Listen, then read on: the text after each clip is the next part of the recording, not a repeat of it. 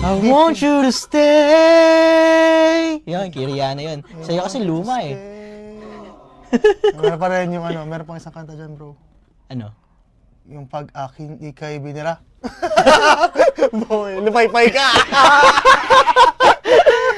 Ayan, sabi naman ni Bersamin. Bersamin said more cabinet shakeups are coming next week. Ano ba yan? Yan na naman tayo. Next week pa. Kasi nga naman, may mga under review pa. Yeah. As if the country has the luxury of waiting for performance appraisals habang dumadaos-dos sa tiwala ng tao. Maghihintay pa kayo next week. Malapit na. Kada araw na lumilipas ay isang araw papalapit sa 2028 elections. Oo. Tandaan niyo yan. Kung totoo ang bold reset, ito bakit parang system restore point lang sa Windows 98?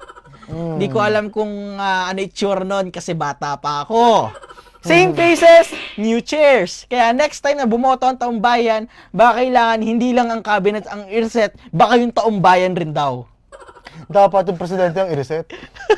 Yung nga sabi ni Vic Rodriguez, na sabi nga ni Bersamin ay, wag nyo nang pansinin yan, papansin yan. Sabi ni Bersamin. Oo. Sabi ni Vic Rodriguez kasi ay kahit anong shake-up, hindi to verbatim, kahit anong shake-up, kahit anong pagpapalit-palit mo raw ng cabinet, ang problema, ikaw! Alam mo, hindi ko maintindihan kay Vic Rodriguez. I mean, opinion lang naman namin to. Ayun, napapansin namin. I mean, super mo ipagtanggol dati si BBM nung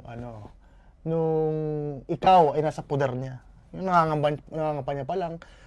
You are using the same spunk and galit with his bashers back then. And now, you are using it with the